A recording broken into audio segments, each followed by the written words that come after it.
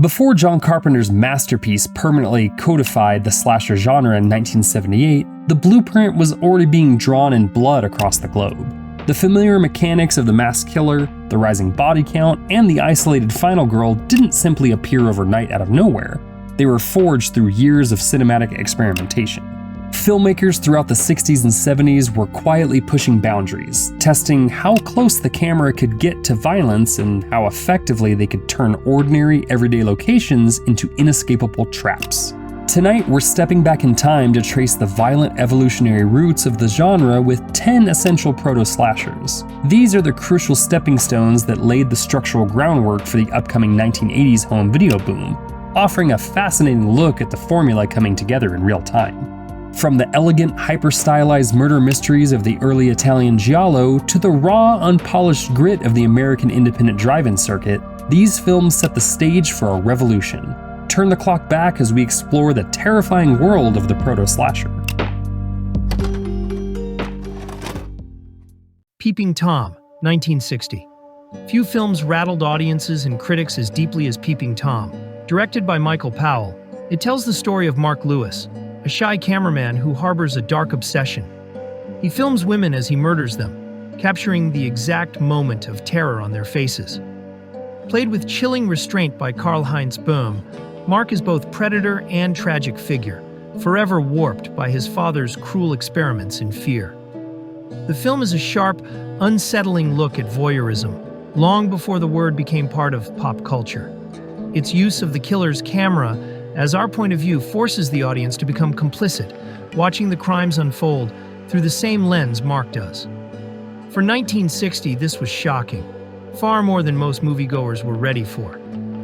When it premiered, Peeping Tom was reviled in the press, effectively ending Powell's celebrated career in Britain. But history has been kinder. Today, it's recognized as one of the most important horror films ever made, a work that anticipated both the slasher genre and cinema's obsession with the psychology of killers. Peeping Tom stands as a bold, controversial film that dared to stare directly into the act of watching, and made the audience realize that sometimes looking is the most dangerous thing of all. Psycho, 1960. Alfred Hitchcock's Psycho isn't just a horror classic, it's one of the most important films in the history of cinema. With this single movie, Hitchcock shattered audience expectations, reinvented the thriller, and helped define modern horror as we know it. Released in 1960, it arrived at the dawn of a new decade, one that would see the genre grow darker, bolder, and more psychological. Psycho was the spark that lit that fire. The film begins deceptively as a crime story. Marion Crane, played by Janet Leigh, is a secretary who impulsively steals $40,000 and goes on the run. Exhausted, she checks into the Bates Motel, where she encounters the shy and soft-spoken proprietor, Norman Bates. Anthony Perkins' performance is unforgettable, boyish charm masking a tortured soul. What follows is a film that constantly upends expectations, most famously in the shocking shower sequence that left audiences stunned and terrified.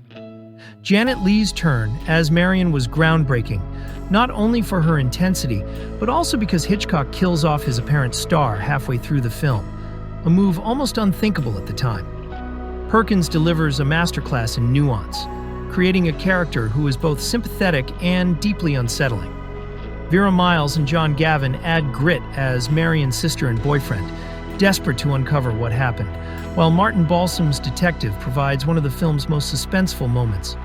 Hitchcock's craft is at its peak here.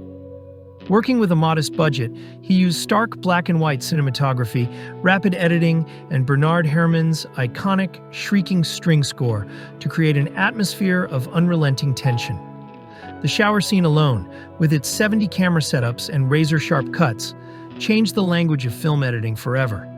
Yet beyond technique, Hitchcock tapped into primal fears: guilt, voyeurism, and the terror of hidden secrets lurking beneath ordinary lives. Psycho also broke barriers in how films were released and consumed. Hitchcock insisted that theaters not allow late admissions, forcing audiences to experience the story from the beginning. This bold marketing strategy turned Psycho into an event. one that drew massive crowds and helped make it one of the most profitable films of its era. Psycho earns its place not just for its scares, but for its enduring influence. It paved the way for the slasher genre, inspired generations of filmmakers, and proved that horror could be both artistically daring and commercially successful. More than 6 decades later, the shadow of the Bates Motel still looms large. And as Norman Bates once said, "We all go a little mad sometimes." A Bay of Blood, 1971. Someone murders an elderly countess in her lakeside mansion, setting off a chain reaction of killings as various parties, all with claims to the valuable bayfront property, start eliminating each other to secure the inheritance. The body count rises quickly. A husband kills his wife, lovers betray each other, and squatters get caught in the crossfire. By the end, 13 people are dead, and a pitch-black twist reveals the whole bloodbath was effectively pointless. Mario Bava directs what is essentially the prototype for the American slasher film. The kill scenes here, particularly the machete to the face and the spear through coupled lovers, were lifted shot for shot by Friday the 13th Part 2 a decade later. Claudine Auger stars as Renata, the Countess's scheming daughter, who anchors the film's central conspiracy. While the dubbed dialogue carries that standard Italian horror awkwardness, the actors effectively sell the required shock and cold-blooded violence. Bava shoots the killings with unflinching creativity. Practical effects show axes to heads, throats slashed, and bodies impaled, all staged with a visceral impact that was genuinely shocking for 1971. The Bay location provides both beautiful scenery and an isolated setting where people can be murdered without witnesses. The photography is gorgeous. Bava lights even the most brutal violence with his trademark color and composition. It's less a whodunit than a who's killing who this time, with the mystery structure taking a backseat to inventive murder sequences. The Gore Gore Girls, 1972.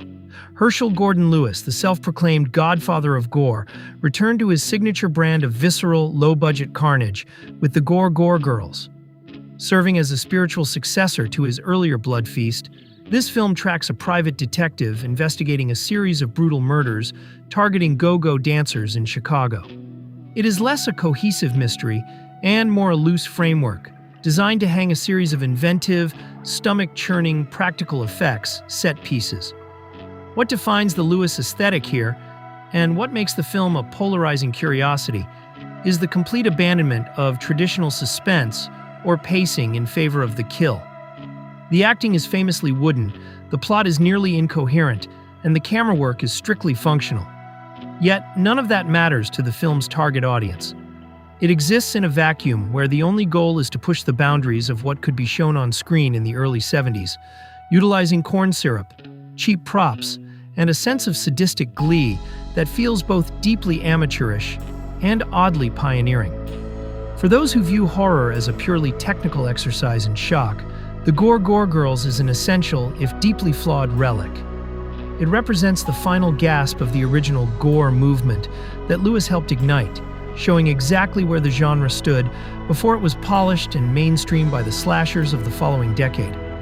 It is not a good film by any rational metric, but it is an undeniable piece of exploitation history, a loud, garish, and occasionally repulsive time capsule that refuses to apologize for its own lack of sophistication.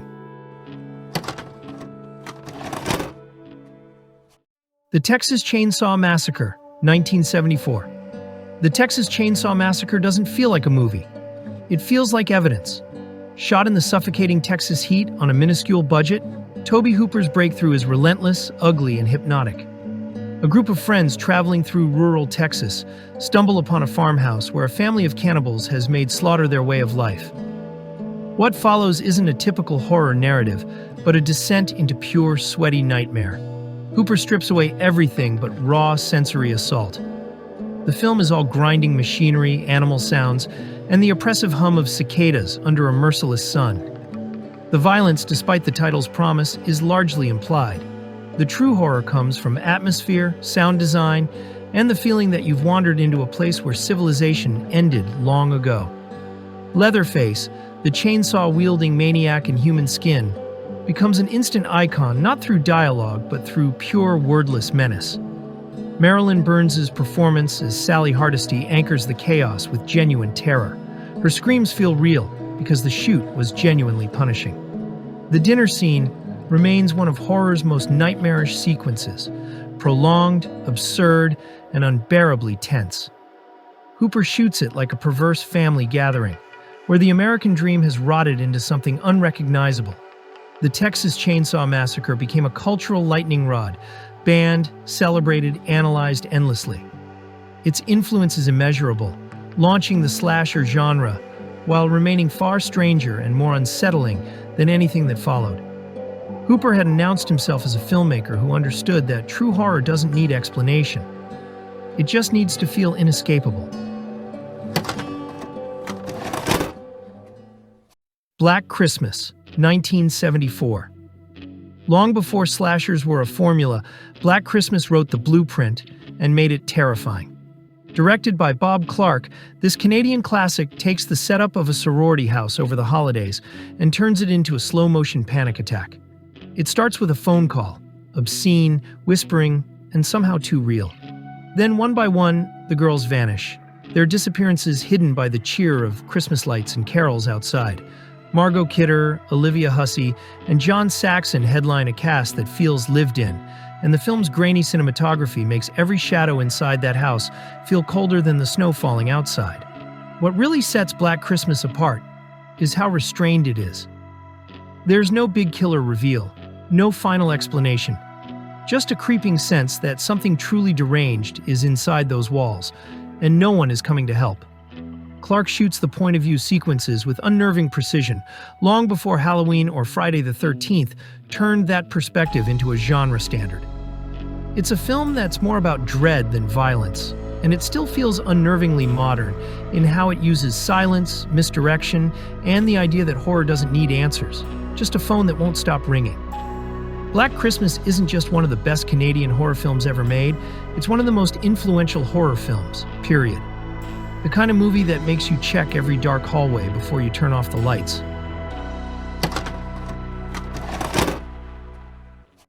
Schizo, 1976. The affluent flats and rain-slicked pavement of mid-70s London provide a chilly environment for a narrative of psychological disintegration and calculated homicide. Directed by British genre specialist Pete Walker, this urban thriller bypasses traditional Gothic aesthetics in favor of a contemporary gritty slasher template that predates the North American subgenre boom. The visual design emphasizes a cold palette of grays, muted blues, and stark interior lighting, framing the metropolis as a web of exposure. The cinematography relies on point-of-view camera work from hidden vantage points, tracking movements down narrow domestic corridors, and abrupt close-ups during sudden outbursts of violence to amplify a pervasive atmosphere of stalking surveillance. The narrative centers on Samantha Gray, a prominent figure skater on the verge of marrying her wealthy fiancé. Her curated lifestyle fractures when William Haskin, a man associated with a traumatic event from her childhood, is released from prison and initiates a persistent campaign of overt psychological harassment. As Samantha's close associates are systematically eliminated by an unidentified assailant using a variety of blunt and bladed weapons, her mental stability degrades under the pressure of historical trauma. The plot constructs a paranoid maze where the boundaries between external physical danger and internal psychological fragmentation blur, leading toward an intense domestic confrontation that upends the established mechanics of the stalker narrative. Lynn Frederick delivers a vulnerable, frantic performance as the targeted Samantha, supported by John Layton and John Fraser. The production prioritizes practical, visceral bloodletting and a sharp dramatic tone to execute its suspense beats. It stands as a definitive milestone in late 20th century British exploitation cinema. Alice, Sweet Alice, 1976. A child is killed inside a church during a First Communion ceremony, and suspicion quickly turns toward her older sister. A troubled, withdrawn kid known for strange behavior and a blank, unreadable stare. Witnesses report seeing a small figure in a yellow raincoat and clear plastic mask moving through the building. From there, Fear spreads through the neighborhood and inside the family itself. The story stays close to the mother as she's forced to question what she believes about her own daughter. Rumors grow, accusations stack up, and each new incident deepens the uncertainty.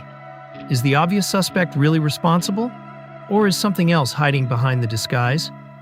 Directed by Alfred Soule, the film leans heavily into religious atmosphere.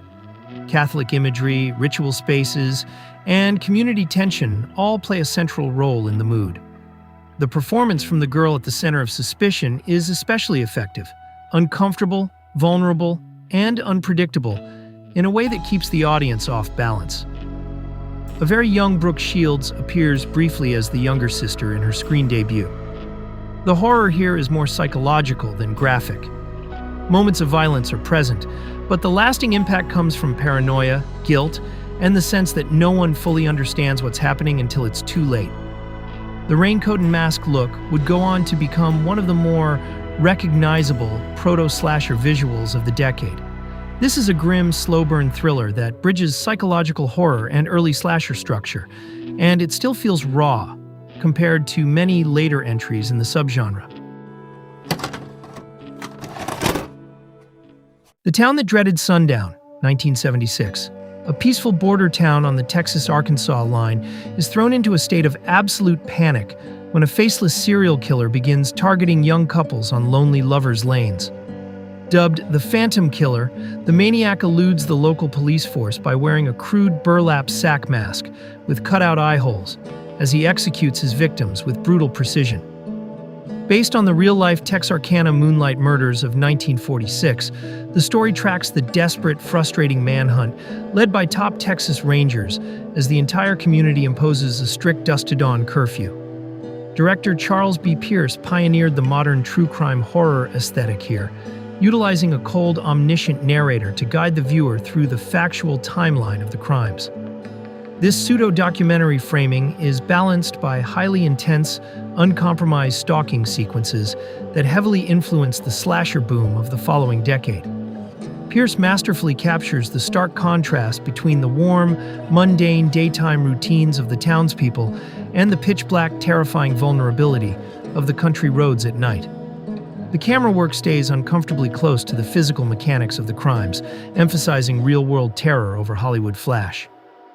Ben Johnson anchors the historical investigation with authority as the weathered, determined lead, Ranger Captain J.D. Morales.